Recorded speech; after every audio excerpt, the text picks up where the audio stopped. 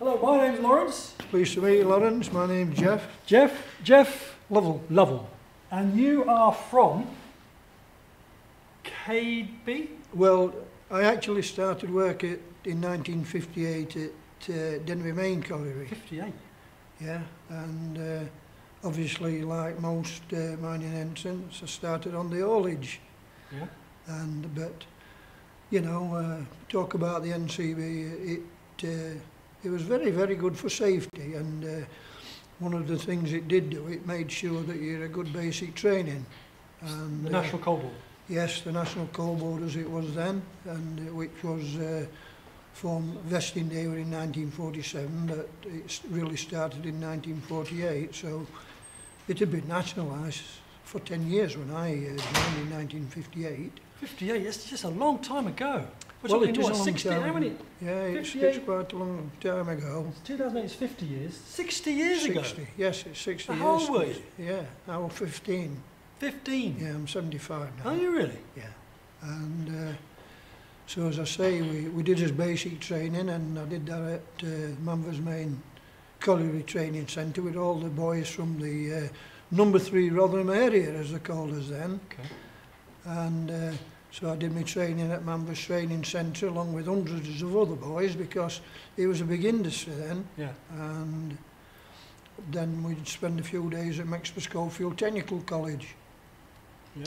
where you learnt all about the theoretical thing about mining, and then went the day, which we were there for about 16 weeks, on 2 or 3 days a week, and the other time was spent at the training centre, where you went underground, accompanied by a supervisor, and learnt the skills of what you needed to do when you started underground full-time at your own colliery, which you see in my case was Denby Main Colliery, Right. and which of course was a sister pit to KB Pit, Okay.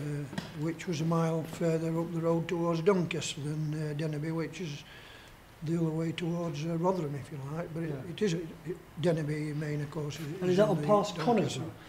Yeah, it's near Conisbrough, Yeah. and you know, everybody that lives in Denby and Conisbrough, they all seem to be part of the same community. Right. And of course, when I went back to the mine, you had to be 16 years old then to work underground. Mm.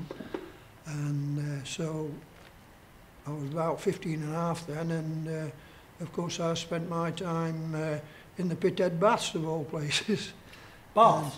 Baths, Pithead sorry. baths where the people Washed and... got End of changed shift. at the end of shift. Now, And what were you doing? What were you doing in the bed baths? Well, you would clean the Clean it cubicles all down, out. you'd be a general, polish the brasses every Friday, because the brasses in the pithead baths used to gleam, and Wow. but I did that while I was 16 years of age, and then before I was 15 I was taken on a couple of underground visits and by the training officer, and which, you know, very, very good. And but on reaching the age of 16 in November 1958, that's when I started underground. In the Parkgate seam. There was 2 seams at Denby Colliery. One was the Barnsley seam, which was about 7'6" thick, but left 2'6" of coal beds, what we used to call the day beds. The day beds? Yeah, they call it the day beds because if they'd taken away all the coal, the roof was very friable and subject to breaking and causing difficult conditions. So they left the day beds up, which made it for a good working roof. The beauty about the Barnsley steam as well, that it weren't mechanised. They still had, it was all hand filling, pulling coal off with a pick, filling it into a tub, taking it to the gate, which is where the air comes in one way and the return air goes the other way. And they would twist the tub and they would take it out into the gate or the roadway, and it would then be attached to a pony who would pull the tubs away to an endless haulage which used to run down the roadway. But in fact, it was quite unusual, this phase, because when I started there, it was nearly 1,700 yards in length, which is most unusual, but it was a series of stalls, and it was the long wall method. And, long haul method. long wall, Long which wall. means that it's total extraction, and then as the face advances, you actually put the packs on behind the face to collapse the roof. yeah, and the roof collapses between the waste that you build. But I started working the Park Gate seam, which was a different seam because they used to have what they call middle coal cutters that used to cut along the long wall face and cut out about that much, about 9-10 inch of coal. And the coal was pre-bored, and unlike where the bars we seen, we were all used to pull it off with handpick, you used to use explosives to pull down the coal, and then as a filler or a collier, you used to then fill the coal out, set your supports, which consisted of a steel strap bar and a rigid steel prop with a lid between, because obviously you don't put steel and steel together because the weight would come on and it would skittle it out. So you use the... Say that again. So just that you don't put steel and steel together because... No, because they slip. So you used to put a wooden lid between. And then This as is the weight came on, you're it talking about would props. press onto it, yeah. So a steel, for example, a steel plate in the roof, Yes, that hit the steel vertical, yeah, it would slip and slide. yes. So you had that much movement underground. That's right. So you would put a little wooden lid between to counter out the slippage, and it would also take some compression as well. Yeah, and the Park Gate seam, it had above it a 75 metre sandstone bed. And one of the things I always learned, obviously, when I first went underground at KB Pit, I actually, for the first 20 days, I was under close personal supervision, where you didn't leave your supervising workman's side. You learnt all the different methods of the haulages and moving the tubs around the pit bottom to send to the in-by districts. And then, of course, a team of a couple of young boys like myself and what they call an haulage corporal would take the supplies in-by, and then the empties would come out later in the shift, and we would spend our time getting the empties out of the mine, because I worked near the shaft, and the full supplies would come in, and obviously when the empties came back, you would put the empties back onto the shaft. That was just one of the jobs, of course. And usually for young men. well, there were young people, because it's just like any industry. The young people are the lifeblood of the industry, whichever you're working in. And of course, there was quite a lot of older men as well. And if I tell you, when I started work, there was one man 70 years old who was still working. And of course, years and years before I started, there were lots of people in the 80s working. So if that guy was 70, sorry, it's just like again. That guy was 70. Yeah. He probably went in there when he was 2015. Probably He started in the 19th century. Well, yeah, he probably started when he was 12, 13 years of age, So 14 in years of age. 1890. Well, yeah, he'd probably, you know, when, I mean, in the middle of the 19th century, there were people as young as 10-year-old working in the mines. And of course, before the 1840s, there was females used to work in the mine. And then the Coal Mines Act was passed, which said that ladies would not be allowed to work in the coal mines, and I think they put the age up to 12 years of age. Now my brother is 10 years older than me, and he was 14 when he started at the mine. Wow. So, but they made it 15 to start work with the NCB, and of course 16 before you went underground. Yeah. So my brother went underground when he was 14. Gosh.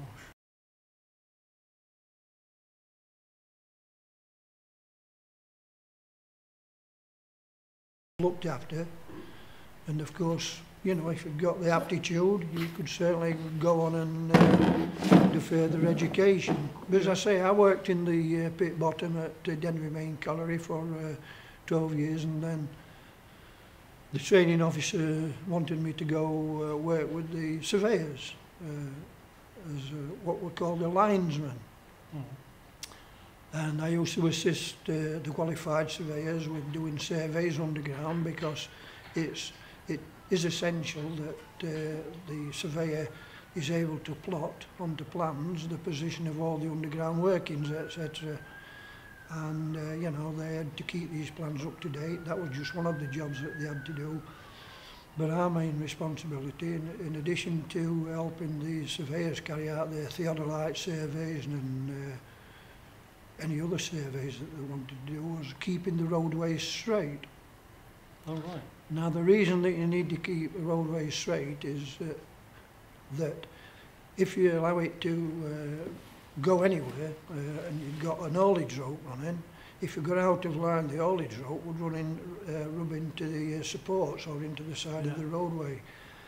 And likewise with the conveyor belt, if the line weren't right, of course the conveyor would want to rub at the sides of the roadways as well. So it was an essential part that we kept the roadways straight. And to achieve this, we're all equipped with there's tape measures and there's ball of string and there's chalk, and we used to have a mining dial. Dial? Yeah, which is like a sextant on a tripod. And we used to, and don't forget that when you put centre lines on underground, the roadway arches used to move. So you would have to ensure that you put a base mark into the strata. Now the strata comes straight downhill, but the roadway arches move from side to side and get crushed and distorted. So we used to set up the tripod right under the benchmark, and then we all used to have a flame safety lamp. Yeah. And we would set up so as we knew that we were exactly, and that we were aiming to keeping the roadway straight by setting up under that benchmark. And then we would go forward, and I would hold up a flame safety lamp, and the man that was on the mining dial would look through the hairs on the eyepiece till he could see the flame on the flame safety lamp dead central. All right. And I then used to put a mark on. Because it was very dark, I suppose. Yeah, it was dark. And the other thing, of course, is that sometimes we did use a plumb bob, but we found out that the further away that you were, you would have more accuracy. Right. Because if you did it closer, you'd tend to wander a little bit. So we always did it as far away as we could to put the centre line on, because it was more accurate. Oh. Then every 3 months we would have the theodolite surveys. And what's the theodolite? It's an instrument which is more accurate than the mining dial, but use a right face and a right face method to carry out your surveys and checking out the roadways. On a tripod. Yeah, and this was on a tripod. It was a different machine, but it used to take two readings, a right face and a left face, and then he used to work out, and he would put on the, he would check the centre lines that was okay, because it was essential that you keep the roadways straight.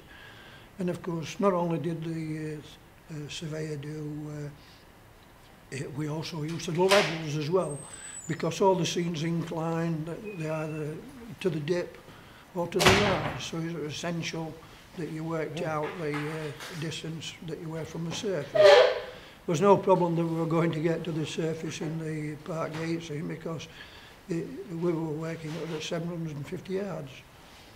And of course the Barnsley scene were only 447 yards. And it's good that I can remember these figures, because we're working with the safety, with the surveying department, you learnt all the different levels of the seams and various different types of coal, etc. And it was very interesting. So this was geological, really? Yeah, it is geological. And what you always have to remember, that if anything goes wrong at the mine, there are only two people that can be prosecuted for a breach of mining practices, and that was the colliery manager and the head surveyor. Really? Yeah, you know, and you always remembered that. So it was a very, very responsible job being the head surveyor, and of course being the college manager. So were you a head surveyor?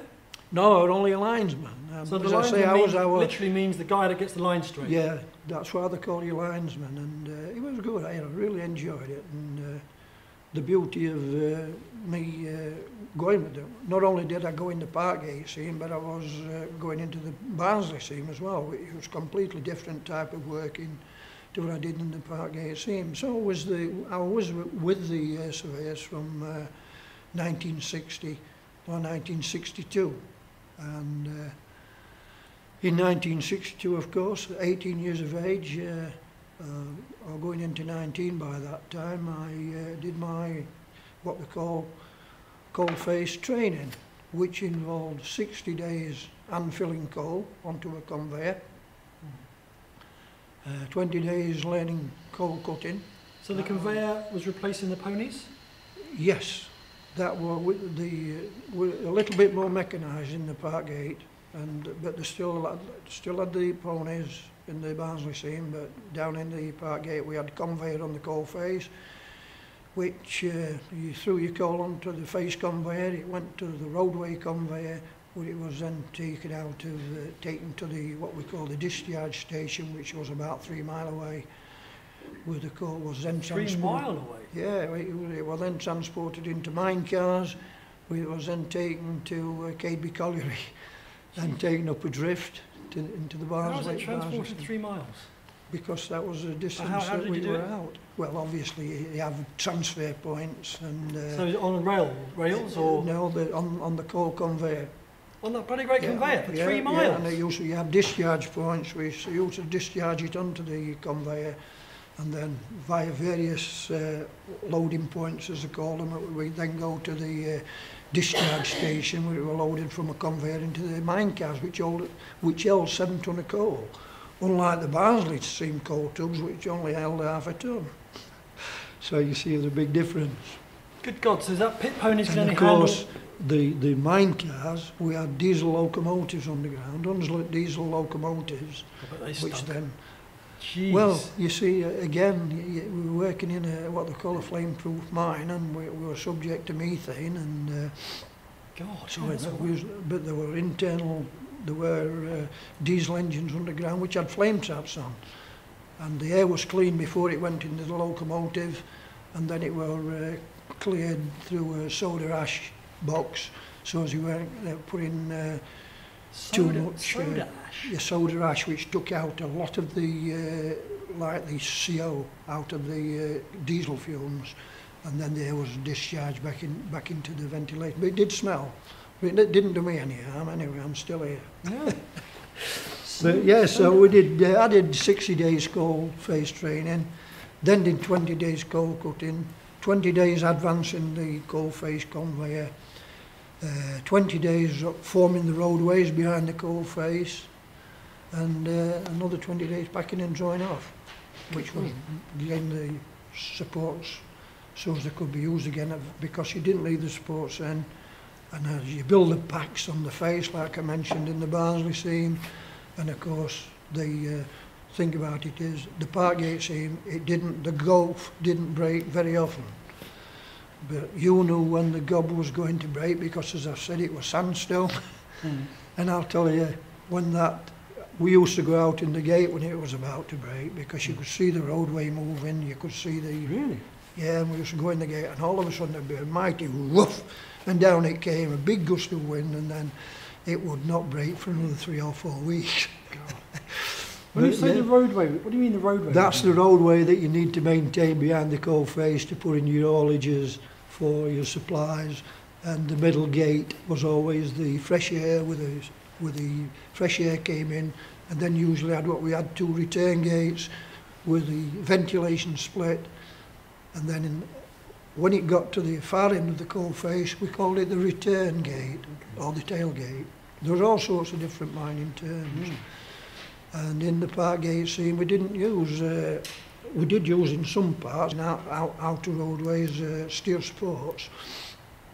But in the Parkgate roadways, behind the coal face, we used to set wood supports, which we call cockering or herringbone. Cockering. And we used to put a long... Record that, Danny. Cockering. Cockering, yeah. You need some terminology for the pavement. So any terminology you've got. Then the thing, a lot of pits call it herringbone, but Denevy and KB and quite a few pits in the area, they call it cockering. And what it went... spelling that? C-O-C-K-E-R-I-N-G.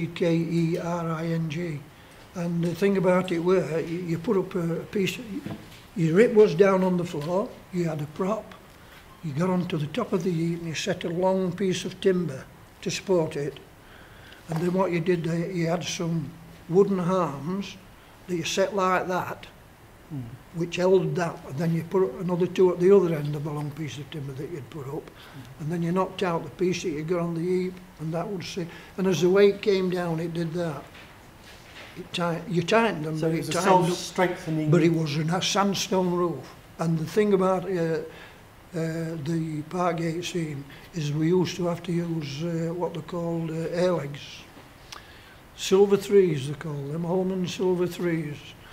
And we used to have to, it used to take about 2 hours to bore the rip. And boy, did those drills make a noise. And that was the days before actual people wore hearing defenders. It wasn't compulsory then, so they weren't provided. And it was like everything else as well. Before 1970, the Health and Safety Act came in. You used to buy all your own safety equipment. Right, so no one bothers. Helmets, yeah, you bought it all, your knee pads, your boots, your clothing that you wore, you know, and you even had to buy your shovel that you fill the coal with, yes. You had to buy the shovel.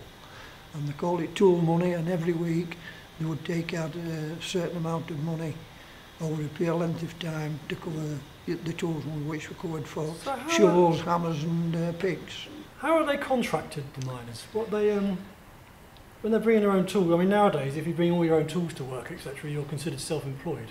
Yes. I mean, is there a similar thing then, or is it?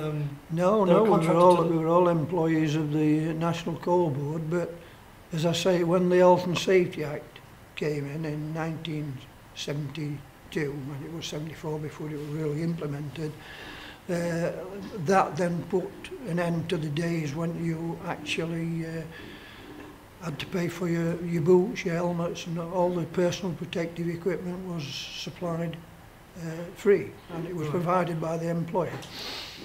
And I mean, I do remember the days when some old colliers would go looking in the rubbish bins in the pit head baths to see if they could find a pair of boots that somebody had thrown away, which was better than their own. And one old collier that I know very well, I'm looking at him one day and I looked down at his boots and I said, "Do you know you've got 2 right feet on boots?" And he said, "Yeah, I couldn't find a left and a right, so I had to use it." And that were people, you know. Yeah. But then of course the days came when they got them free, so everybody had a reasonable pair of boots. And the thing is that every 12 months you could, if they were worn out, you could certainly take them back and have them replaced, along with knee pads and helmets, etc., things of that nature. Yeah. So times did alter. So I mean, so the coal board was a good thing.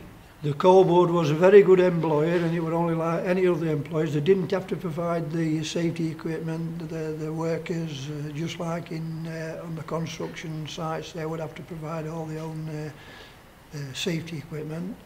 And but I mean, when I started underground, there was still a few men wearing schoolboy caps or skull caps. Skull with leather.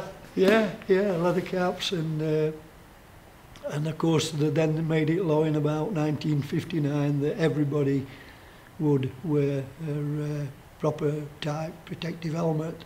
And funnily enough, I still remember one or two who wore the safety helmet, but underneath they'd still got the cloth cap. Really? You know, they were very, very reluctant to change.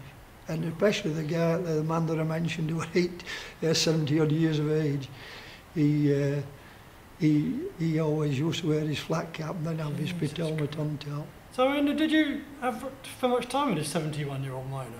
Was he a Yeah, character you... well, what he did employ, because obviously in advancing years, and you know, obviously, but he used to go around greasing the pulleys on the haulage ropes, and because the steel rope used to run on pulleys, and he used to grease the pulleys, and which it was an essential bar, because if a pulley got made up and it weren't running round, the haulage rope is running on it, eventually it would wear some of the outer layers of the haulage rope away, and it would also rub the pulley away, and the pulley would give way first. So it was an essential part of the job.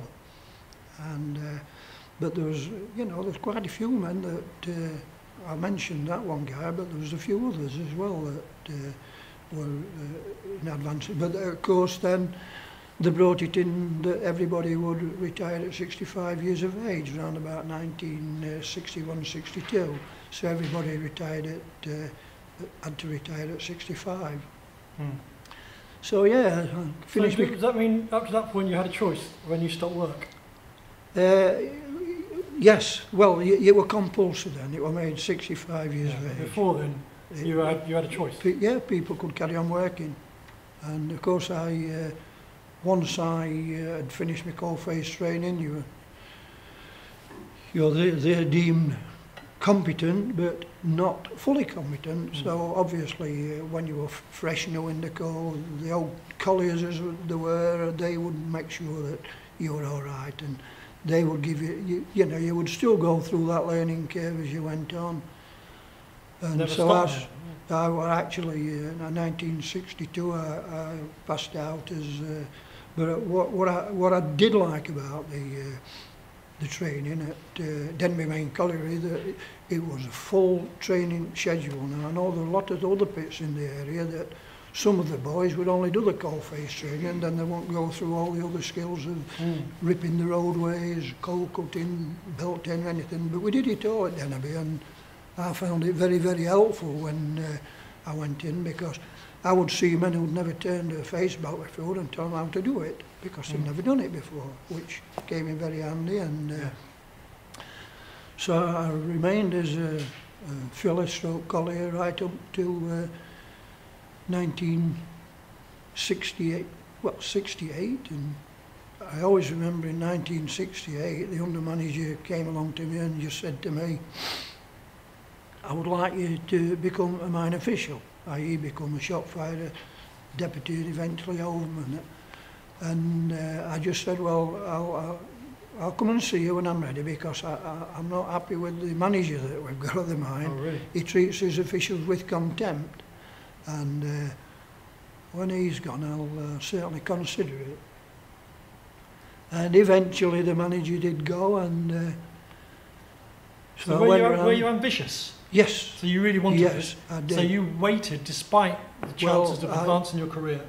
Like most men, I had a good name, and obviously the under manager had, you know, he'd spotted me, and that's why he came and had a word with me. And like I said, I gave him the reason why I wouldn't go at that time. But some 12 months later, the manager, he left, and so a few weeks later I went round and I knocked on the under manager's door, and come in and opened the door, and he just said, right, you'll be on the next officials course.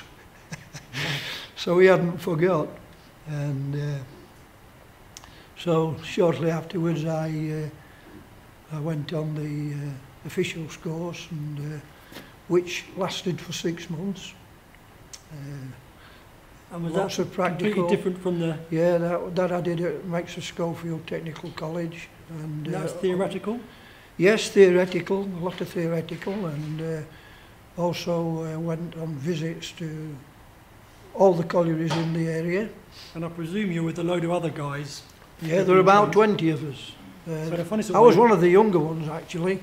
There were a couple younger than me, and quite a few that were older who had done. So presumably you're developing contacts with overmen or whatever, the deputies from other pits all the time? Yeah, and that lasted 6 months, and I then became what we call a gate end supervisor.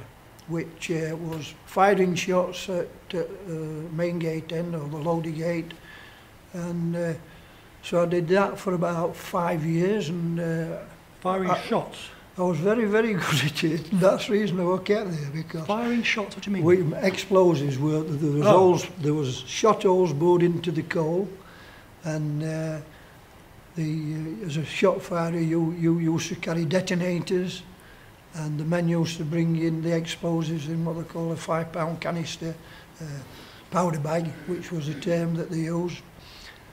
But by this time we'd gone on to mechanised faces, and we had what they call a power loader. We used to go through the face, cutting the coal, not men filling on with shovels onto a conveyor. And I used to have what they call a stable, which was in advance of the face, where they used to use a coal cutting machine, and then the men would drill the holes, and in the bottom cut coal and the top cut coal, and I would fire the explosives. I would also fire the explosives, fire the rippings, which again they had been bored, and by this time I was in the Hague Moor seam, where it was a much gentler strata. A Moor? In the Hague Moor, which we later called the Swallowwood seam. So they altered the name sometime in the early 70s, from the Hague Moor to the Swallowwood seam. And in addition to looking after the stable and the ripping, I was also responsible for ensuring that the men did the work in a safe manner, because they're responsible for the whole safety and welfare of the men, and used to test for fire damp. Not much of a problem usually in the intake gates, but if you were doing a similar job in the return airway, don't forget the ventilation would travel through the face. It would pick up all the gases, methane usually, that were given off, and you could have gas pockets in the return airway, particularly at the ripping lip. So just to go back to your training as what was it? You were training as an overman, and what was it called? You went to do training to first become a shot firer or a district deputy. And so you've got guys probably like you who are taking classes, diagrams on blackboards. Well, yeah, they were all college lecturers. And, so you're going, right, this is how mine. If you get a fire in the outward pit, you get. So you have this going on and on. Yeah, they were all college lecturers that used to. But what I did omit to say is that when I had done my officials training, I decided that I would carry on with further education. So I actually, the first 12 months after I'd finished my officials course, I then went to Maxwell Schofield Technical course to do the General Certificate in Mining, right, which I subsequently passed. And then from that course I then progressed to the what they call the Technician's Certificate, which was 1 day a week for 3 years, whereas the Coal Mining Certificate was for 3 years, 1 day a week. And then, as I say, I went on to the Technician's course, and a coal mining technician's course, and the first year I did at Maxwell Schofield Technical College, and then I moved on to Doncaster College, which was that we went to the annex down at Ellis Road, and I did the final 2 years of the coal mining technician certificate there. The coal mining certificate. And the coal mining was all about theory of coal mining, and which I found very, very interesting. There was various different subjects that you did. Obviously, coal mining technology. We did maths and all this thing, which certainly improve your skills in mathematics and trigonometry and things of that nature. Sure. And of course, did the 3 years on the technician's course, and then. Jesus, how long does all this training take? That was the way it was built up, the coal board. And then from then on, after the technician's course, that's when I then did the High National certificate at Doncaster College. That's trained to become a doctor. Yeah, for 2 years actually. So yeah, it took quite a number of years, but by 1972 I'd certainly gone through all the courses and then sat the mining legislation at Doncaster College of Art, where we sat that, and obviously to pass the mining legislation, you certainly had to put in a lot of your spare time learning about all the regulations and the different acts, and but I was successful in passing that. Good Lord. So, just like, you know, not only me, there were other lads similar age, some older, and some a little bit younger than myself, and they all wanted to better themselves, and that was the reason that you were doing it. And so was there a culture developing between you and the guys working underground? Was there a... Well, the culture, it's like anything. The one thing I do want to say about the coal mining industry is there's very, very good comradeship. Because, I mean, I can recall a few accidents, I can recall a couple of fatalities, and everybody was there to help out in emergency. Yeah. And you know, I have seen some really, really serious injuries, and I have been involved with a couple of fatalities, and you know, that was, but are these fatalities? But they didn't happen very often. If you know, if I recall back to when, I mean, my father started work in the coal mining industry in 1920, and of course he was in the 1926 strike. Mm. And of course, you know, coal mining then it was private enterprise. Mm.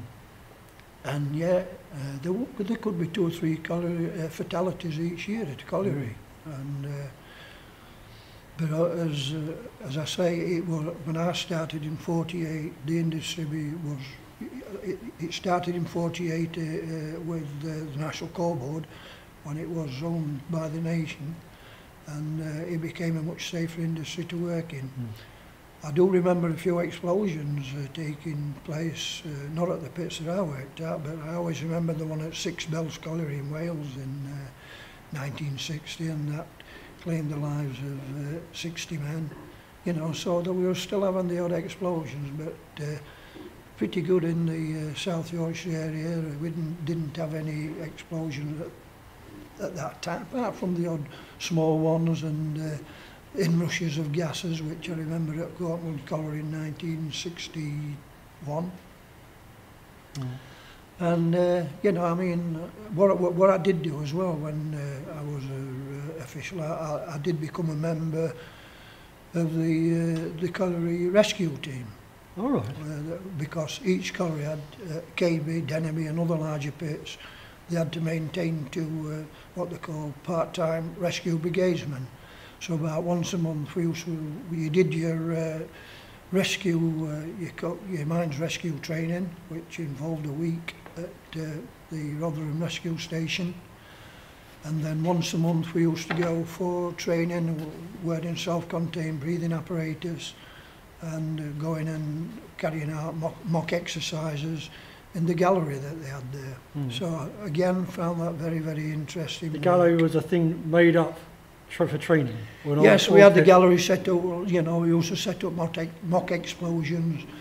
We used to have smoke bombs in there. Well, I say smoke bombs, but it was like a capsule that you used to give off dense smoke, and you used to carry out your practice where you could not see your team member next to you, and you used to rely on the signals that you had, the horn, to communicate between each other, because you'd got self-contained breathing apparatus on and you couldn't take it off, so you relied on your signals.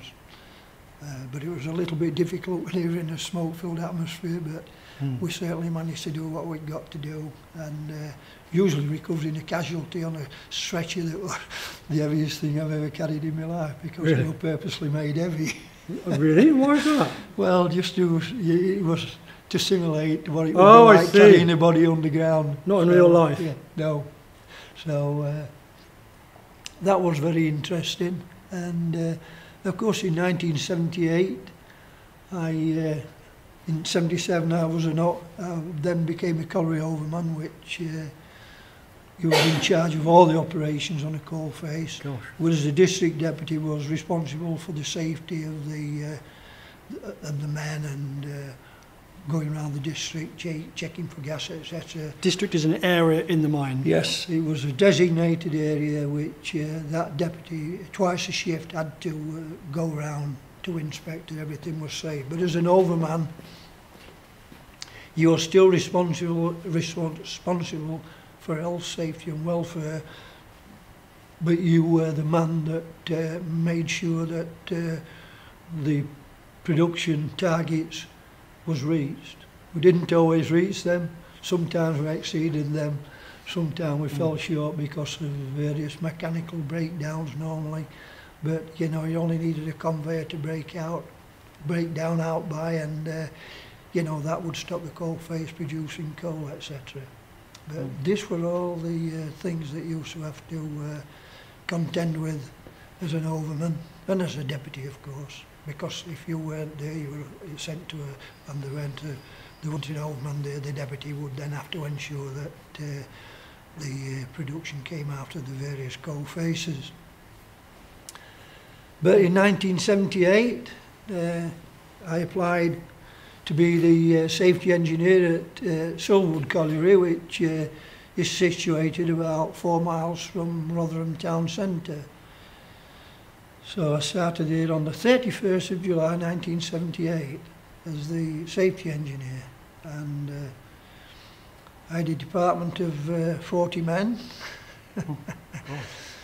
from methane drainage borers to coal dust samplers to stone dust barrier lads to dust control boys, a safety officer, a fire officer, a ventilation officer, stone dust barrier deputy and various other officers, and so it was quite a large department, which certainly it was very, very hard. Was it? But yes, I find it, well, stressful? Hard. It's stressful, yes, very stressful, but a lot of people didn't see that side, but you had to be in it to experience it.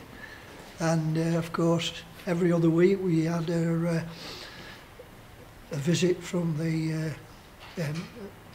HMI, Her Majesty's Inspector of Mines, and I would accompany him along with the colliery manager, and he would go along, and if anything he found wrong, the manager and me with the things that I could deal with would certainly get put right, because I would guarantee that the next visit he made, he would want to see that you'd done all these tasks. Yeah. And the first thing he would say to me, "Mr. Lovell, what have you done since my last visit?" And the last thing I did would say to him, "Nothing." So I would make sure that through various means, whether it be through the under-managers or even through my own department, would make sure that these jobs were carried out to completed. Yeah. So I had an answer for him when he came back, and obviously when we visited that place again, he would make sure that those things had been covered, because don't forget, at mine, it's not just one coal face. We had several coal faces, and we had about 20 miles of roadways, so you know, but I enjoyed it, and I enjoyed every minute of it. And of course the other thing that I had was, you can understand that the colliery manager was a very, very busy person, because not only had he got me to deal with, he'd also got mechanical, electrical engineers and several under managers and a deputy manager. So one of my first jobs of the day was to attend the morning meeting with the manager, which is all about accountability, and which would last for about an hour, and we would all come out of there with various things that we had to get sorted, and you know, no exception, I was that had things to do, and we would make sure that these tasks that were given us were completed with. And obviously on the next morning meeting he would ask you what you'd done.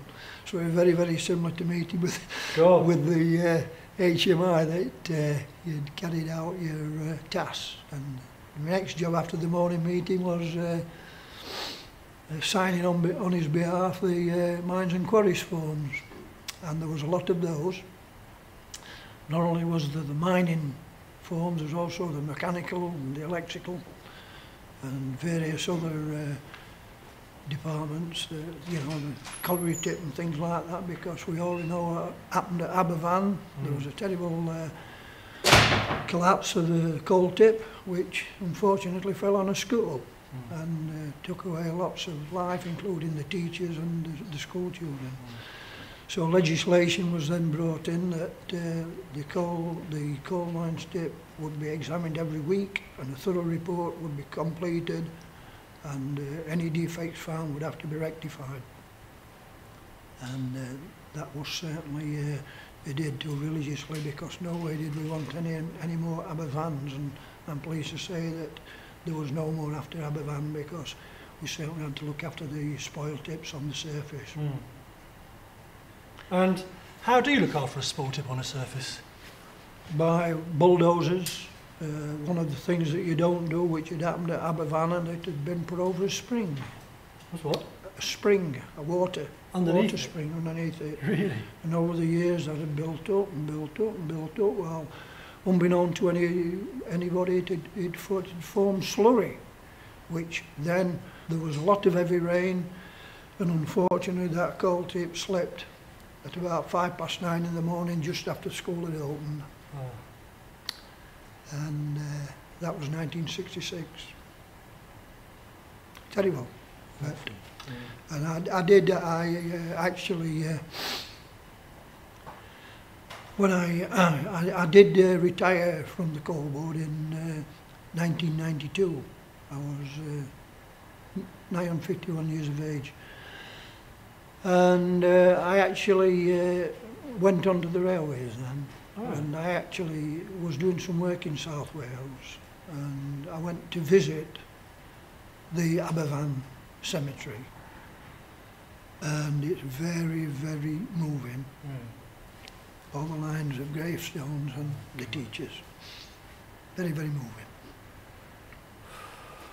But yeah, you know, and as I say, I started in 1978 at Silverwood and as a safety engineer, and as I say, I did it for 10 years, which I was the longest safety engineer that they'd had there. And as I say, you got involved with lots of things, and particularly we used to have 2, 3, 4 major injury accidents every year at that time of the day. We never had a fatality. For the first 8 years I was there. And obviously my job, if there was a fatality, the manager or the control centre would get in touch with me and let me know the circumstances of it. And I would certainly arrange for witnesses to come to my office, and I would organise we had the NUM, they had what they call a 1, 2, 3 committee. Every time we had a major injury accident, I would get in touch with these men to come to the colliery any time of the day or night. I would get called out odd times on night shift if there'd been a serious accident, and I would accompany the 1, 2, 3 committee down to investigate the accident site. I also used to inform the surveyors who had to go down and do a very, very accurate accident plan, which took them a couple of hours to get all the details, and then they also have to go onto the surface to do the drawing. And normally, 24 hours after the accident had occurred, the HMI, Magistrates Inspector, would come to the mine, and I would accompany the manager down with the inspector to try and ascertain what had caused the accident. And following the inspectors out, the 1, 2, 3 committee who had been previous, they would make out a report which would go to the inspector with the manager's comments on. And also, after we had had the underground visit with the Majesty's Inspector, we would go into the conference room, and I'd sit there with the manager and the inspector, and the inspector would bring in the witnesses to the accident, and he would ask them what had caused the accident, and trying to get to the root cause of what caused it. After all the men had been interviewed that was involved in the accident, we would then sit down with the inspector, and the inspector would then recommend what we would need to implement to prevent recurrence of that type of accident. At that time of accidents, I mean, was there an outside authority coming in to do assessments, or were they the outside authority? Well, whenever we had a major injury accident, in addition to the mines inspector coming out, we would also have the area safety department involved, and they would come along and at a later date, and there'd be all the management there, and there'd be the area safety department along with myself, and we would go through what the inspector had recommended, and we would also state what the other things that we had done, implemented to prevent an accident of this nature occurring again. So it was very, very involved. And of course, every accident that occurred at Silverwood or any other pit in the area, this report, a copy would go to every pit in the area. But round about 1988, 89, in 1966, the number 3 Rotherham area became the South Yorkshire area. It was reworded, and we had a couple of pits such as Maltby and Thaircroft and Shire Oaks and Dinnington came into the area, South Yorkshire area.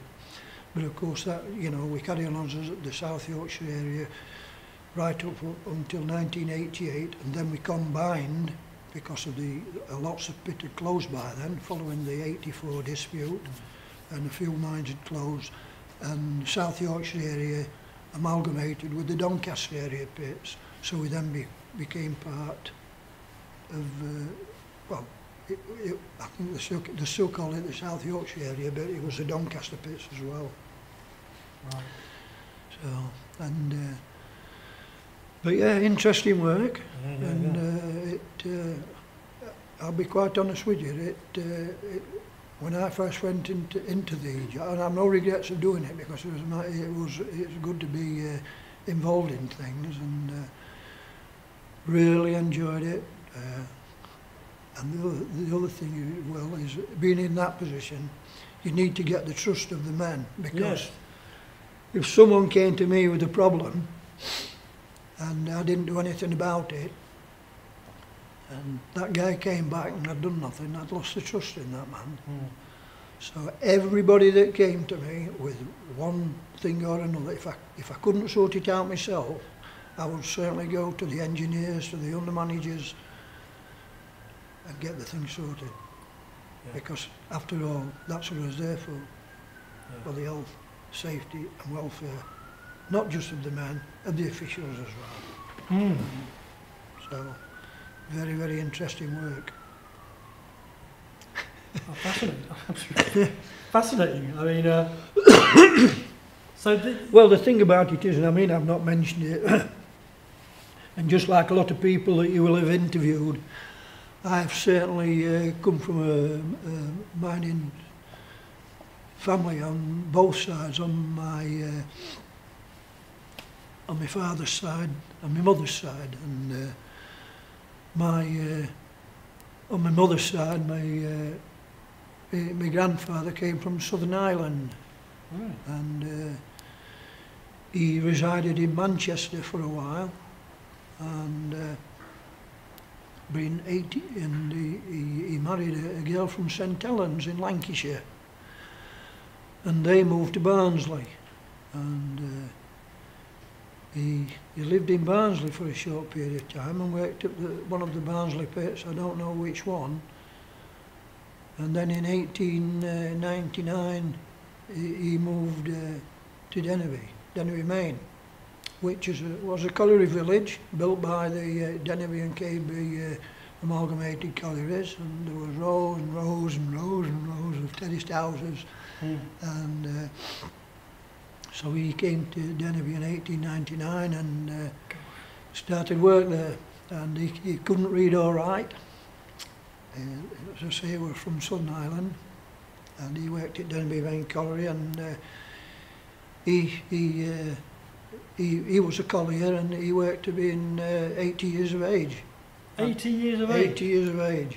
And then after that, after he'd retired, they used to tip the coal outside the houses, and he used to go around throwing the coal into the coal houses for a few shillings. Now, on my father's side, I do know that one of my ancestors in 1817 lived in Somerset, and he moved up in 1817 to Doncaster, and he was a pedlar. So that was my great-great-great-grandfather. Jeez. And he was a pedlar, but I do know that my great-grandfather, my grandfather's father, he was a motor engineer in 1902.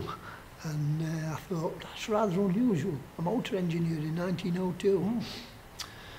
But my grandfather, Lovell, he joined the army at 17, and he fought in the Boer War,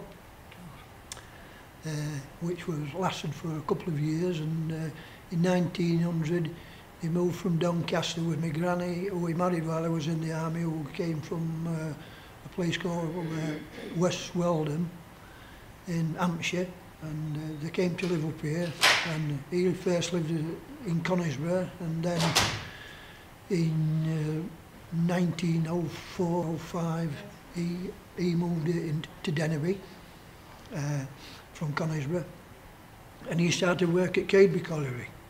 1 hour in Laurence. Okay. And he certainly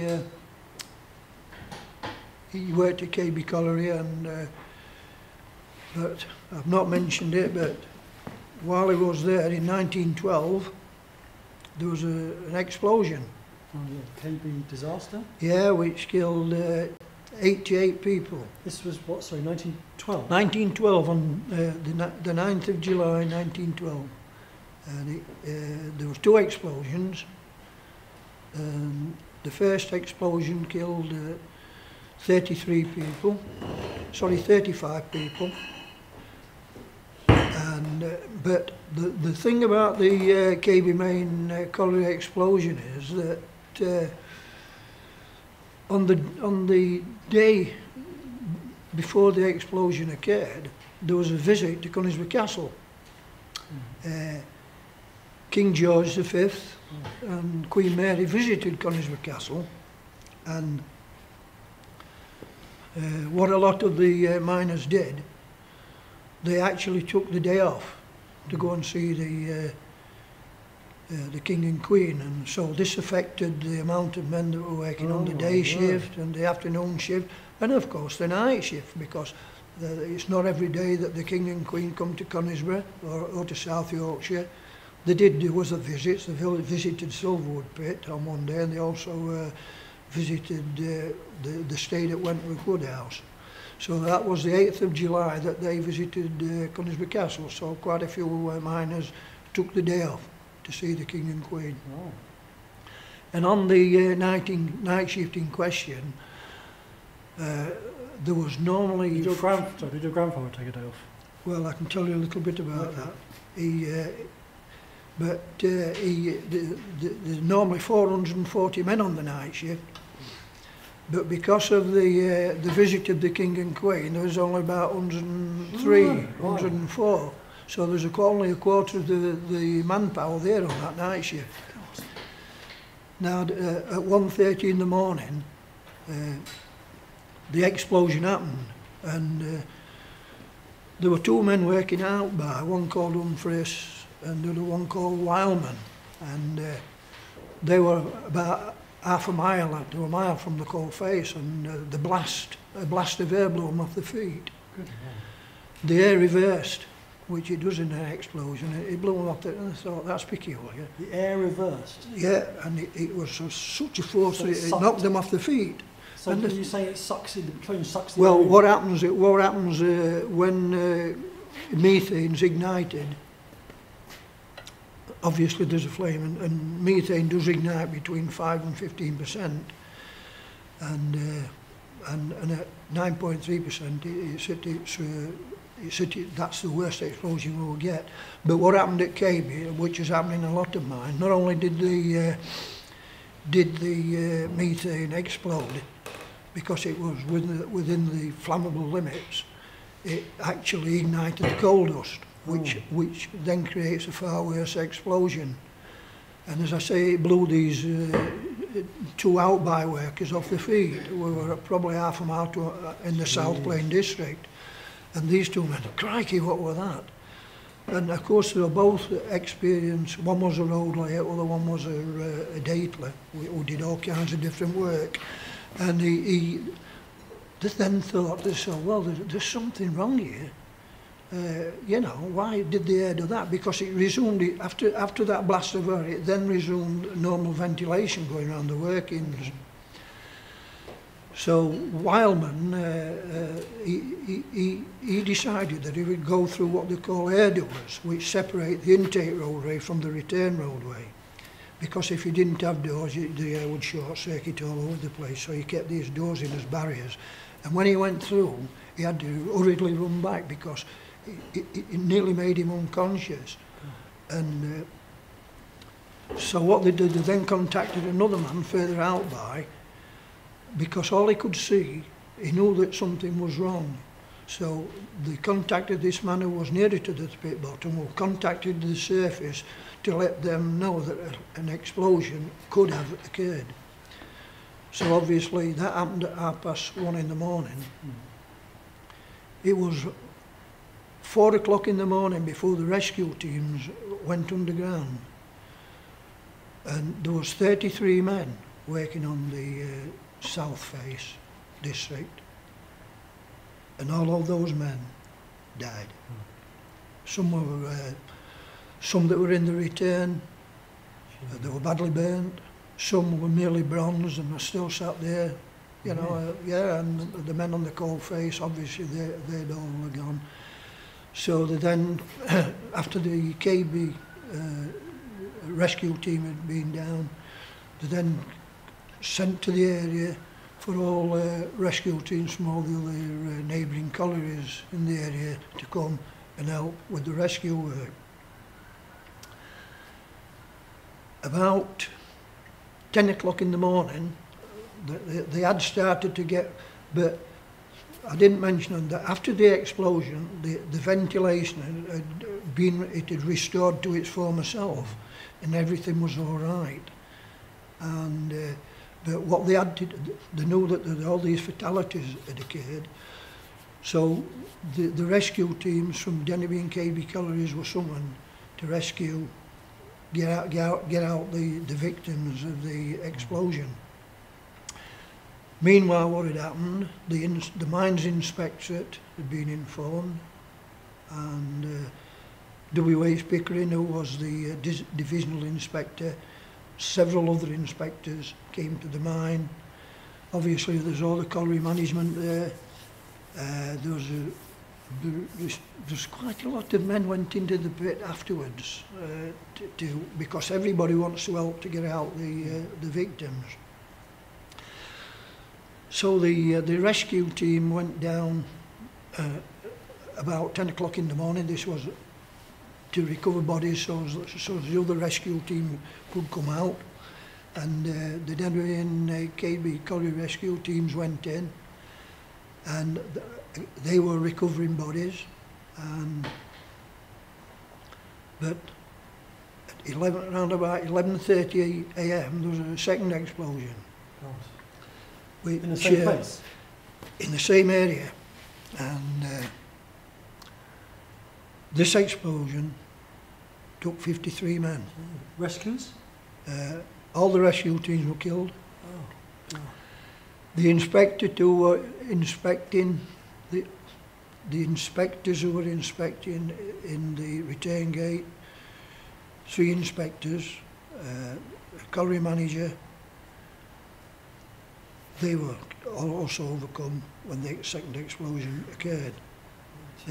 Just if ever you go into the Minster at Doncaster, you will see a plaque, and it is to the memory of W.H. Pickering, one of the inspectors who actually died in the explosion. And so this is where it relates to my grandfather.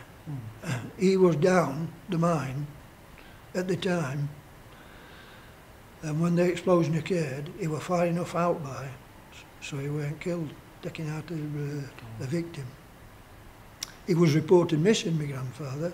He was taking out a victim. And I don't know whether you know it, but it's like anything else when a tragedy happens. There are a lot of people that wanted to make a little bit of money out of it. And one of the locals in our village did a tapestry with all the names of the victims within a day of the explosion happening. And he did a list of all the victims who died in the embroidery, so he could sell it for a few coppers, if you like, in that day. And lo and behold, my grandfather's on the first one. Good Lord. Because the lists were inaccurate. And some hours later, after the explosion, he weren't dead. He'd been presumed as dead, but he hadn't died. So that's my grandfather's connection with the explosion, and of course my family's involvement with it. So and that still exists, that tapestry?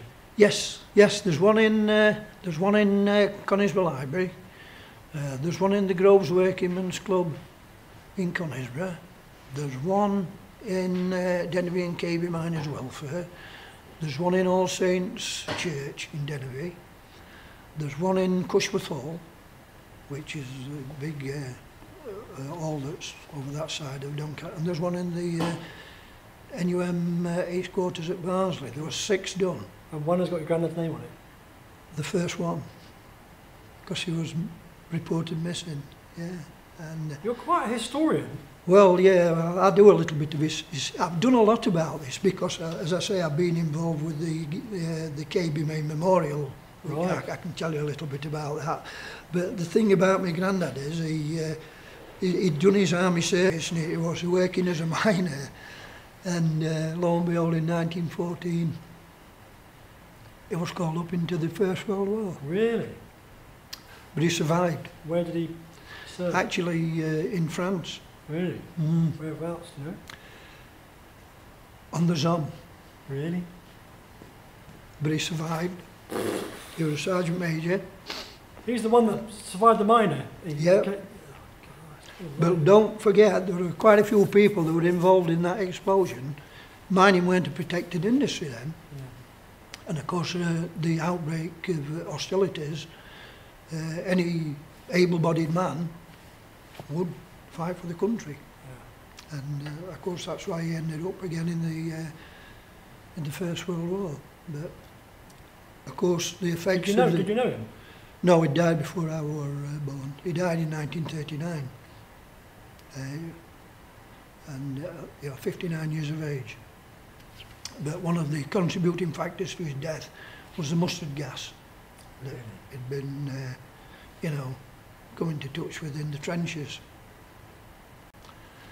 And but the reason I do know, I know a lot about the history of Dennery and Conisbrough, and as I say, what we did in 2011, another gentleman and myself, we formed the KBB Colliery Memorial Group, because although there was about 33 of the victims buried in Dennery Cemetery, and in various other Conisbrough cemeteries has got some 20 odd victims in there, and there was no memorial.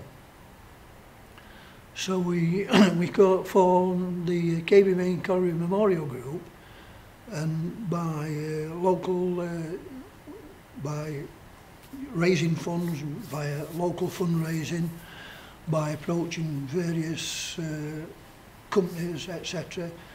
We managed to raise enough money for a memorial in Denby Main Cemetery and a smaller memorial in Conisbee Cemetery where there's victims buried. And we actually on the 8th of July, which was a Sunday in 2012, we actually had a march from Cadeby Pit Bridge, which is still there, and we marched to the Denby Cemetery, and the memorial was, we had it dedicated by the Conisbee and Denby vicars, and the memorial, I actually assisted the lady to unveil the memorial. They called her Irene Newton, and she was the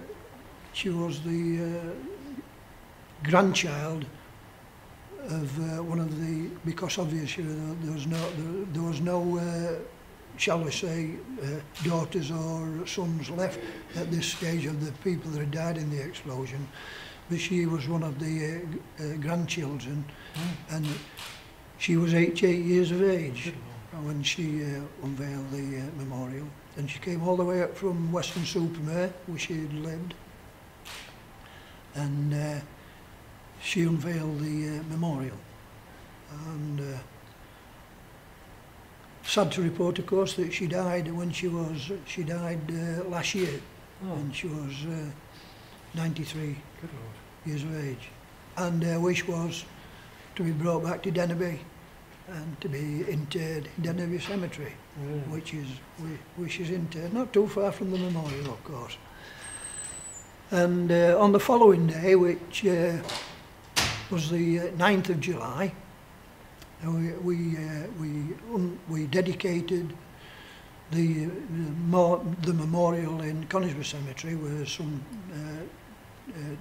20 victims are buried, and that was dedicated, and we dedicated it. Don't forget, that was exactly 100 years to the date, 11:30, the time of the second explosion.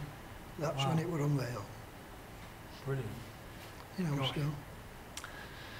And we're still on another little project. It's nearly complete. Cadeby Main Colliery closed in, Denby Main Colliery closed in 1968. That was when I actually moved from Denby to Cadeby. And Denby has got the Dane Valley Leisure Centre. There's a winding wheel there which is dedicated to all the men and boys that worked at Denby Main Colliery, and all staff. And we have got the Cadeby Main Colliery closed in 1986, and that's some 32 years ago or more. Yeah. Yes, 32 years, and in the next couple of months, we will be dedicating the memorial for Cadeby Main Colliery, which of course is dedicated to all the people who work there, and during its lifetime there were 233 fatalities at Cadeby Main Colliery and over 1,000 major injury accidents. Really? And that's also dedicated to all the staff that worked at Cadeby Main Colliery. There were 203 people died at Denby Main Colliery, but we were very, very fortunate at Denby that we never had an explosion during its 100 years. Over what period of time would those deaths have occurred? How long was there? Sometimes there could be 2 or 3 fatalities, and some years of 4 or 5. You know, I mean, we were open just over 100 years at Denby, 105 years, and with 203 accidents. Cadeby was open from 1889 to 1986, some 87 years, and that had 233 years. sorry, 233 fatalities, but don't forget there was 93 of those associated with the KB disaster. And so I look at the safety record as Denby and KB corridors, and fatality-wise, it was, I think Denby had, you know, take on all that, it never had an explosion, it only had some 30 deaths, less than KB.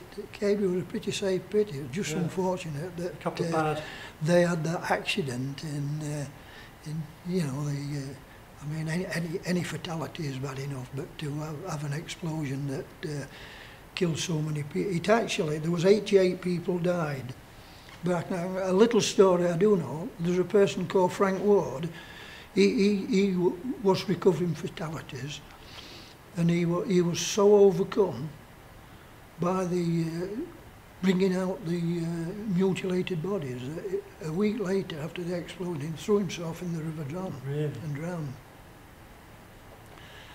Yeah, and the deputy, of course, obviously after an explosion, there's you know, of that magnitude, there was an inquiry, and the deputy who was in charge of the district, who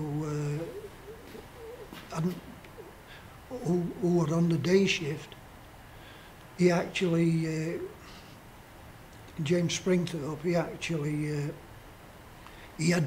he was in such a bad state because when the explosion happened, he volunteered to go down and help, and he had inhaled that much afterdamp, which is carbon monoxide, that it made him really, really ill. And he died in the March following the explosion in July. And of course we had another fatality attributed to the disaster because one of the mines rescue men, a gentleman called Charles Burns from Manvers main rescue team, he was recovering a body in the months following the explosion, because it took about 3 months to get all the bodies out, because they had to seal it off to you know, to put out the underground fires that had taken place, build stoppings to suck out all the air and pump in carbon dioxide to kill the flames. And while they've gone into the stoppings and bringing out these casualties, this Charles Burns, they put down the stretch and it pulled out his mouthpiece. And his men tried to put it back into his mouth, and his teeth were clenched, and he got up and ran off. And by the time it got to him and tried to get his mouthpiece in, he died. So that's why we say that it were 91 people that had died. Yeah, so, you know, it's a story that, it's a sad story, but it certainly makes you appreciate heritage, and that in later years the industry became much safer to work in, you know. And yeah, we had injuries because of the nature of the work that you did. You know, I'm very, very lucky I never broke a bone or anything. I've had cuts and what have you, like a lot of miners did and got the odd blue marks, but you know, it was a hard industry to work in, but it provided a hard living. Everybody earned the money. Yes. But, they certainly earned the money, and. So were you able to, were you able to socialise with the miners? I mean, yes. I used to socialise. I still do. I've played domino, and participated in cricket and football matches, and still see a lot of the old miners. And it's like when we've done we did the two memorials at Denby and Cunningham. It's always nice to see a lot of the old faces. Yeah. There's a lot not there now, of course, because as you can appreciate, people get older, and I see less of Denby people because, you know, Denby's been shut a lot longer, and it's surprising how the numbers dwindle as people get older, and for whatever reason, you know, people pass on. But I enjoyed every minute of it, and just like I would imagine that all the other people that's been here, they've said exactly the same. It's been a very common theme, I have to say. The camaraderie. It seems to me that everybody helps. Everybody wants to help. Yeah. But the work, although they said it's hard work, and it is hard work. It's always the kind of socialising and the camaraderie and the companionship that seems to override. Override the work. Yeah, and they're always joviality. Yeah. You know, everybody had a laugh, and the humour was good, and you know. And, I mean, I always do remember when I first started as a collier, and there would always a 1 day or a 2 or a 3 day strike, and people would walk out, and everybody walked out of the mine, and that was in the early 60s, and but things tended to quieten down. But lo and behold, in the 70s we had by then I was an official, of course, and but I do remember the few weeks disputes in 72 and 74, and then of course big one. I mean, my father were in the 1926 strike, and they were out for 9 months, but of course the 1984 strike that lasted for 12 months. And I'll be quite honest with you, yeah, just like most bits, we had a few people came back to work early, broke the strike, if I say, you know, and that didn't go down well with a lot of miners, but not very well at all. and of course there was the police there, and you know, I was going underground, the police for it, but the pickets knew what we were doing. We were keeping the pits open, because if I weren't going down and inspecting the in-by workings and all the roadways, that, as I say, they appreciated what we were doing, because they knew at the end of the day that they would be coming back to work. And I used to go and have words with them at, you know, around the brazier from time to time in the harsh months, and in the summer months have a chat with them. And they had the odd collections, and we all used to throw us a little bit in to help them get by.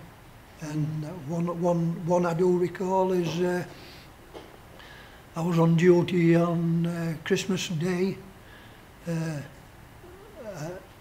December 25th, 1984, and I had a call on the phone in the powerhouse from the people that were stood around the brazier and around the pit gates, the entrance to the colliery, and will you come over for a minute? And I went over, and lo and behold, put a can of beer in me hand and wished me all the best.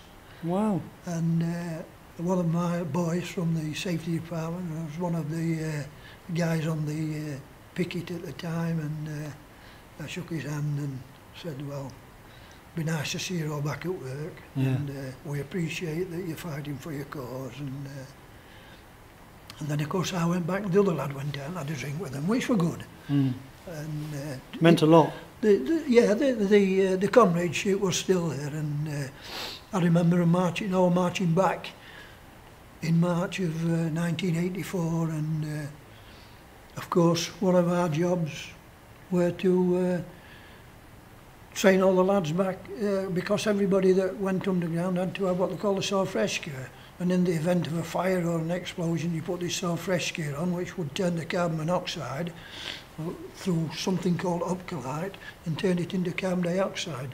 So they all had to be retrained, and the training officer and my safety officer, they did over 1,000 men self-fresh training before they were actually allowed to go back in the pit.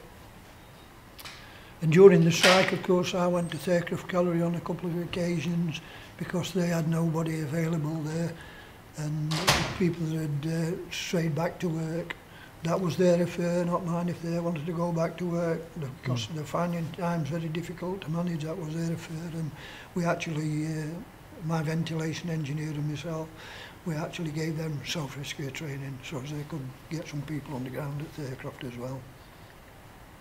So yeah, still fresh in the mind. God, yeah. 30 minutes left, Laurence. 10. 30. 30? God, looks going Hecky. good. They're going well. Better with less hair. Probably better with less hair. I'm going to move on to hair, which is great. Not much to do on No. there. I might like it short now, it's easy to manage.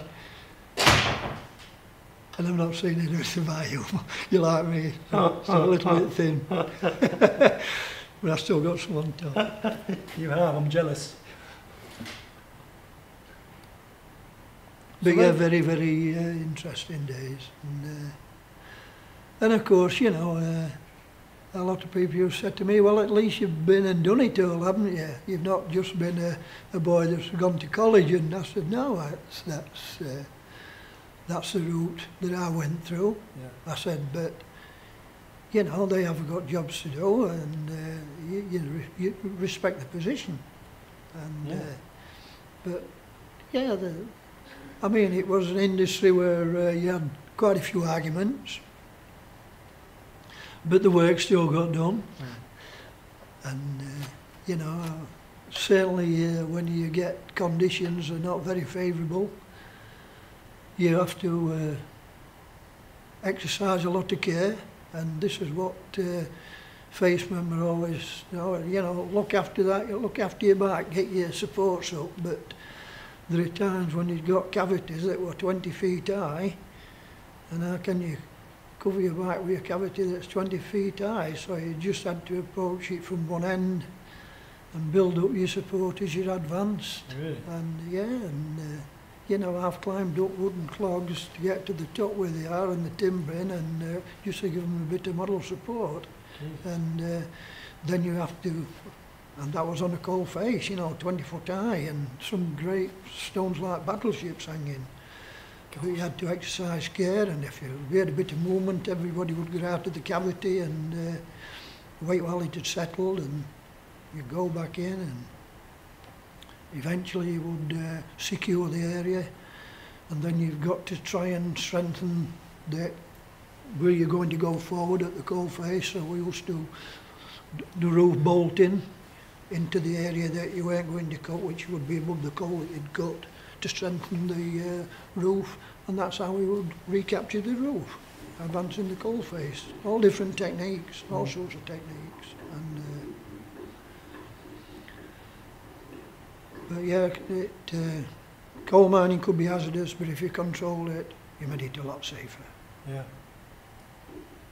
It seems that safety was your main preoccupation. Everybody that came in the mines, safety was always there, and you had to have your wits about you at all times. I mean, one thing I always used to notice, that you got what you call your pit legs, and if you've been had a fortnight's holiday, or somebody unfortunate had an accident and they've been off work for a few months, when you first went into the mine, you seemed to stumble a lot. Really?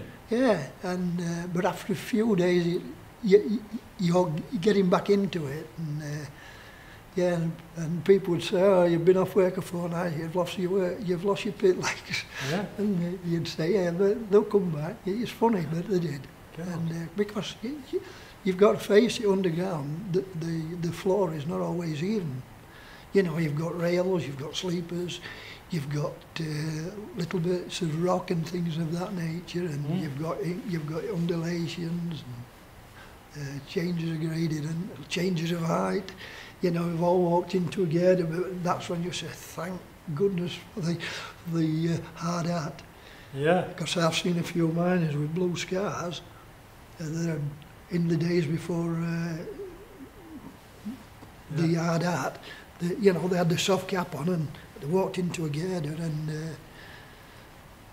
yeah, I mean, I always remember as a young collier, the coal face I was working on, as we were advancing the face, till we'd gone by this old face of the road, we were closing in behind us, and it were, in some places it were hardly higher than that table. And I do remember coming off one day, and all of a sudden I heard crunch, and I walked in. At that time of the day, we used covering boards, and they'd come down, they were all sharp split, and I walked into them. Ah. And fortunately, I didn't.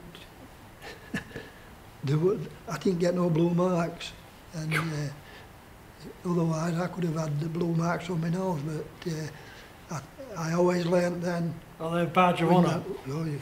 But yeah, you know, when you're walking in these low places, you have to have your 5-pint Dudley, Yeah. which you used to put round your neck. I used to have a pair of shorts on, t-shirt. Down there I put my snap, as they called it, which was your refreshment at the 20-minute snap time, as we called it. And of course, in the other hand, I got a 5-pound powder bag. Really? Because, well, we had to fire the cold out. Well, the shot fighter did anyway, or the gate and deputy. And so you were laden up, and by the time that you got to your work, sweat was... So it's a hot pit. Well, the park gate, you see, you have what's called the geothermic gradient. And the further you go down, the warmer it gets because of the heat of the strata. And I've worked in 96 degrees. 96? And, 96? and high humidity, yeah. High humidity. And in fact, you used to use that, you used to perspire, or sweat as we always say, underground, and that you used to lose a lot of salt. And that time of the day when I worked in the tailgate stable, we used to put salt tablets in his water. But salt tablets, I don't know whether you've ever had any, but you put them in water, and it takes a couple of days to get used to them. But it puts like shall we say, a lemonade taste in. People, the one thing about when you put those in your Dudley, if somebody come into the roadway and wanted to do a quick swig out of your water bottle, they get one little taste and they'll put it down because they weren't used to the salt tablets. But yeah, and the other thing about it, when you were working where it was heat, the first hard hats we had, they were made out of compressed cardboard. Oh, God, and because it was so hot, and you used to buy them, don't forget, they used to shrink. Oh, God. So on a Monday morning, you go to put your helmet on and it wouldn't fit. Yeah.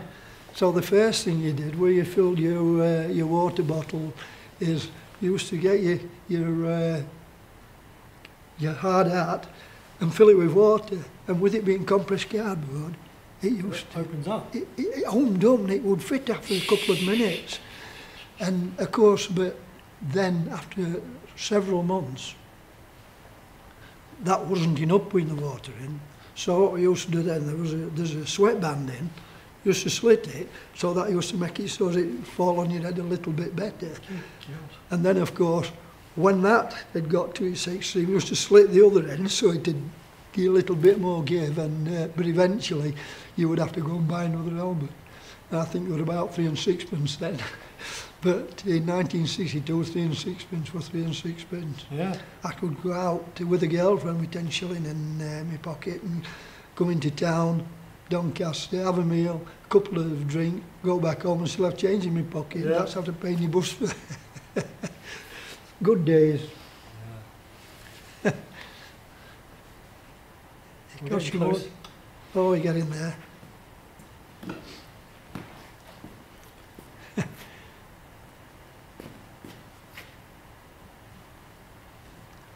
Yeah, loads of tales to tell. God, yeah. A mine of them. Oh yeah, there's loads of them. Happy times, sad times, but you always remember the happy times more. Yeah. In fact, I went and bought my poppy yesterday, and one of the man selling the poppies was one of our old deputies from Denby and KB Pitch. Yeah, I had a few words with him. He's just recently lost his wife, you know, but that's life, unfortunately. And where do you live now? Well, I live in Conisborough, and when I first got married, I lived in Denby, Maine. Kathleen, my wife, and myself, and my rent was 10 and 6pence per week. Gosh. And of course, as things progressed, I bought my own house and I live in Conisbrough. But I didn't mention that during all this I did 27 years in the TA. Flipping heck. Really? So I had yeah, so as I say, I enjoyed that as well, and well, you know, it was a little bit extra money to bring up your 3 kids, and I enjoyed it that much that I was there 27 years. Did you achieve rank there? Yes, I did. I finished up as a colour sergeant, and in the last 3 years I was offered WO2s, but it made me go into Hull on a weekend, and I said no thank you. I'll stay as I am at Doncaster as a colour sergeant. Going to where a weekend? Hull, Hull, which was the regimental headquarters. Yeah. And I was at 209 Squadron at Scarborough Barracks in Bowby. And I just said, thank you very much for the offer, but I'm going to stay at Doncaster. Yeah. It was promotion, but I went travelling to Hull. And how much of a commitment was that? Was that twice a week or Well, weekends? I used to probably 3 weekends out of 4 you know, for quite a long time. Gosh, that's big. Yeah, it is. It was big. And then you did your, you know, you did your annual camp. And but as I say, in 1978 I became the squadron pay sergeant, which I did till 1997.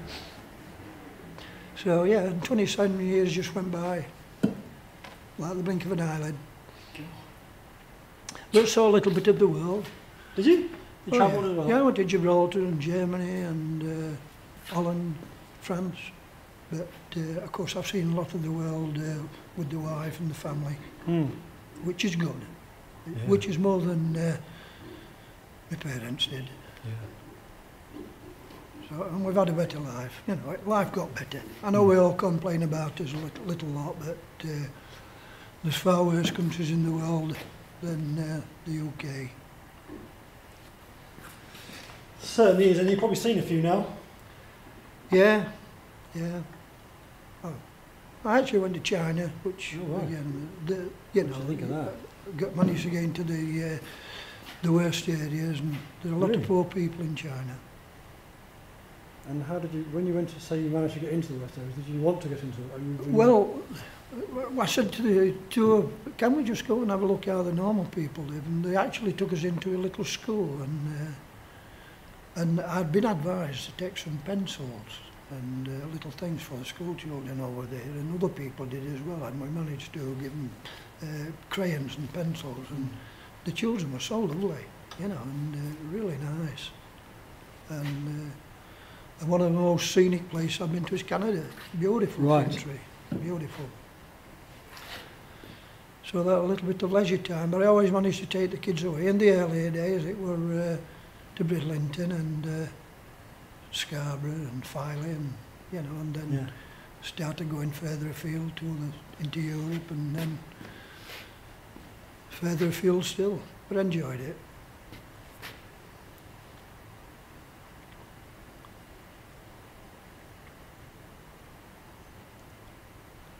And are the families still close? Yes, yes, I have 3 daughters. They're all married. One daughter, she works at Marks and Spencer's in town. She has been offered assistant manager, but she said no. Because she's seen how the assistant managers get treated. She says, no, I'll stop as a supervisor. Yeah. And I have another daughter that works for one of the local opticians. And then I have another daughter who, she's a director of curriculum at Barnsley College. Oh. She went to university, and the eldest daughter, she has 2 daughters. One's 20, nearly 22. Oh, she's 22, and the youngest one is 20. She's 21 in January. And then the youngest daughter, who's the director, she has got a boy who's nearly 6. So that's the first grandson I've got. And she also has a granddaughter. She's 3 in December. So. Crikey. Yeah. I So. expect you're quite busy just Well, yeah, and being a family man. Yeah, well, I mean, I have the time now, and I still I'm like most miners, I like to do gardening, Yeah. and I had a allotment for many years as well, which, you know, it was good to do, and help feed the family as well. Yeah. So, yeah, you got to keep active, and I still keep active, because it's the easiest thing in the world to sit about doing nothing. Yeah. And I like walking and getting out and about and meeting people still, seeing old friends, keeping up to date with the computer. All right. Yeah, just like most people. Are you a Facebooker? I go on Facebook, yeah, but there's some funny people. Some funny people go on Facebook, and I like to keep things as I've got it clean. Yeah. But you certainly see some strange things on Facebook. Yeah. And some language at times. I know every swear word in the book, but I never use them. When you work in a man's world, which mining is, of course. So you say you went to the railways? I did, Why yeah, did you leave the mine in the end? because of Because the it closures, closed? yeah. And So the yeah, railways took on a lot of people. yes, the railways did, and it took a lot of good mining people as well, Mm. because Wait, how did they suddenly have the capacity? I mean, what happened? well, I was lucky, weren't I? Not lucky in a sense, but I mean, during my latter days in the coal board, I was allowed to go on a diploma course for a NEBOSH diploma for health and safety, and so when it came to me to being retired, I had the diploma, and I was able to get a job, another job straight away, or virtually straight away. Mm. And yeah, a lot of paperwork on the railways, and like I used to say to a lot of the managers on the railway, paperwork is good because we had a lot of it in the coal board, but there's more to work than just having paperwork. You've got to see what's going out and where the jobs take place, see that they're being done safe. So how did you fare with the training as a miner when you knew that business full stop, suddenly going to rail, not having worked in it previously? Well, it's like anything. different Yeah, experience? well, the thing about it with the railway, don't forget that we had our own little miniature railways underground. Yes. So you had a good grounding. Don't forget we had diesels. We had a 36-inch gauge where the diesels ran. I know it's 48-inch on the railways. So, okay, the bigger engines, bigger wagons, but you know it was just that they were bigger. And of course, before you're allowed to go out on the railway, you've certainly got to do some training. You've all got to do what they call your personal track safety, which gives you a qualification. Then you're actually allowed to walk to your work. Well, that were okay for me because I went in a team. I was there that somebody would go out as an individual.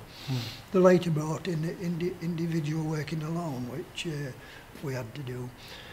But I adapted very, very easily to railways because of the underground environment, and of course we got railways on the surface of the mine. Yes. So, I adapted very easily, but the railway people are slightly different to the miners, I mean, the miners are really, really used to hard work, really, really hard work. And I'm not saying that the railway people, they get through some work. But during my time on the railway, on the 14 years that I was there on the railway, we had a few miners that came from Pittsburgh, and I'll tell you what, the railway people loved them because they were so used to working hard, and they could adapt to any job. And I mean, I've walked along and come across a couple of men, and I've said to them, "You're from the mines, aren't you?" And they'd say, "How do you know?" I said, "Well, I can tell with the way that you're working." I mean, I came along one day and these guys are using this Silver 3, this Allman. And I said, "You're a mining man, aren't you?" And they said, "Yeah." I didn't. I said, "Because I worked in the mines." And I'll tell you what, once they know from the mines, well, I was in the pocket. But what I had to do with the railway people, and I'd never ever heard anybody argue. And if I used to go along and catch them doing something they shouldn't be doing, I would get them on and say, right, I'm telling you all now, you've had your warning, final warning, one more and you'll be off. And they used to respect you for that. When I go and visit them next time, we'll be doing things right. And they respected it, which were great. And I said, that's how we do it. If you can't do it safely, and I say, if you've got somebody that's telling you to do something that's not safe, let me know, and I'll sort them out. And it worked. And of course, yeah, we used to argue underground, and you know, I'd find things that were wrong, but I'd get them put right. Because while it didn't get put right, the job wouldn't go. You know, it's simple as that. But I mentioned shot firing, and that's one of the jobs you've really got to be topside of your work, because you're relying on a sentry. You're relying on a sentry, and when you couple your wires up, the first thing you do is shout, fire, so everybody can hear it. And don't forget, men, there's men who can't hear you, who you had to send down the face. And I was just about to turn the key one day and I saw a light. Saw a light. And I come coupled and I went, the sentry had let somebody walk by. I would have fired on a man. And the thing about it is, boy, did I give it to that sentry. I never forgot. And to this day, never forgets. You see him, do you? Oh yes. But well, yeah, but that would have been the end of my start of my career. That if I'd have fired shots on somebody. But I mean, I do recall from years and years before I started in the industry that somebody had coupled the shot firing cable to the two signal wires, which we used to touch together for the haulage. And as the shot fire coupled up at the other end, the shots went off. Oh, God. He was lucky. He lived.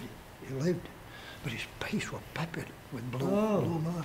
The thing about it is, though, your duty as a shot firer is to ensure that your cable that you use is safe at all times. And what I used to do, I had my own cable, because my two fellow shot firers didn't look after theirs. And I used to run mine out at the start of the shift, twist the wires together at the out by end, and every time I'd fire a round of shots, or a couple of round of shots, because you'd sometimes do round, I would wind it up and hang it up. I used to hate to see shot firers, and when I became a district, I used to say to them, for goodness sake, wind your cable, don't leave it lying around where people can walk on it, machines can go over it, because it'll cause you havoc. Because every time I coupled up, I got a circuit. They had more trouble with breakages in the cable. I said, it's because you're not looking after your cable. But, you know, some people don't take the same care, but it's the way you carry on. Yeah.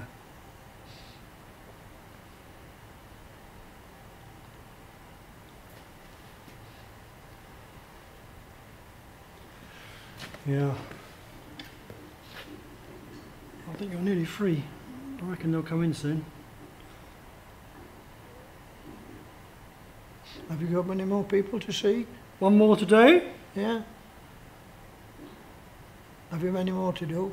I think this is number 20 and I think we've got 40 to do, so this is halfway mark. Right. Well, you're halfway there. Yeah. You're looking downhill now. I am looking down now. Right there.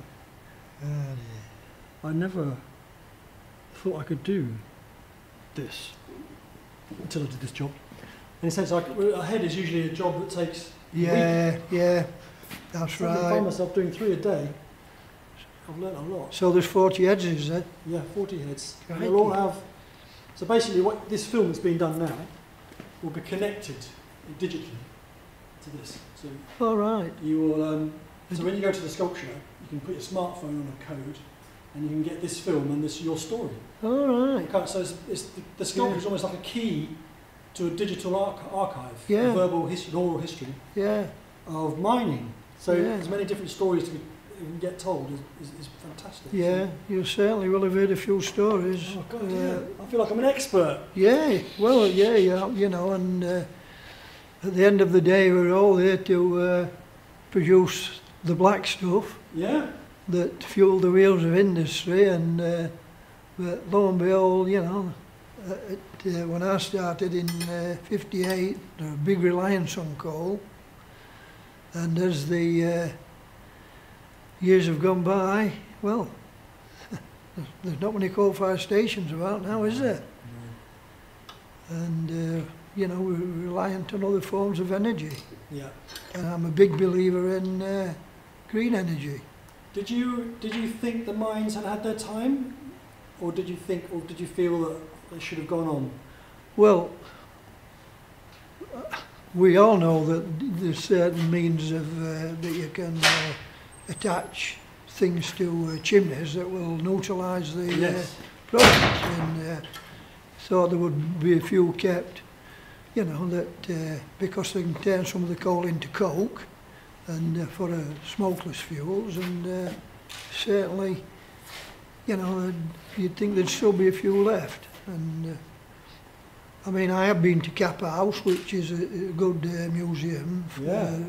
to the, and it is great that you know, school children can visit it. And I did go about 3 years ago and visited the Kappa House Gallery at Christmas time.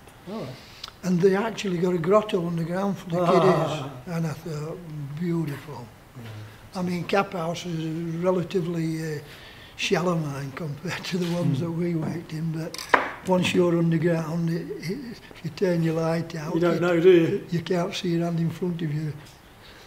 And that's what I say, you relied on your working light. And I mean, in the old days, they used to have naked flames, didn't they? And suddenly they were having explosions galore, and Sir Humphrey Davy in his wisdom invented the flame safety lamp. Yeah. And of course then people tried screwing the base out and to get to the flame so they could have a smoke, so they were still having a few explosions, and then they started to lock the bases of them, so there's also two gauzes in it, and also if you pull the base out, the flame will go out because it's in like a chimney section, and improved. But certainly, you know, the light of the flame safety lamp. We progressed to the bucket lamp, which had gone out just before I started, and they had the cap lamps, which were far superior. And of course, another big thing was, of course, we all had workwear Yes. introduced in the 80s, so we all had orange on, and Yeah. that to me was a very, you know, to be seen.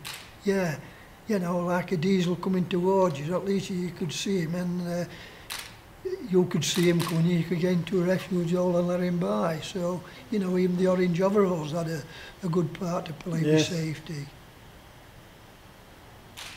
But of course we also had regulations, of course, that stipulated that, you know, in certain times you couldn't walk a certain roadway at certain times because the holidays were in motion, you know. So there are all sorts of different safeguards that we had.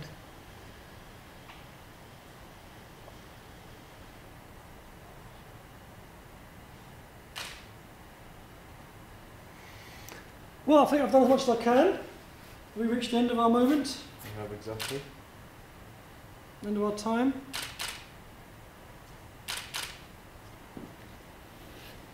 Brilliant. Well, thank you so much. No problem. Brilliant. You've only got another 20 tales to listen to. Well, it's fascinating. It's fascinating. Yeah, yeah. You'll be getting our plaster head. Oh, thank as a you. Thank you. And Yeah, there you are. yeah, marvellous. You're a good head, as they say. Males are always a bit vague because they're the ones doing all the talking. Yeah, yeah, that's right.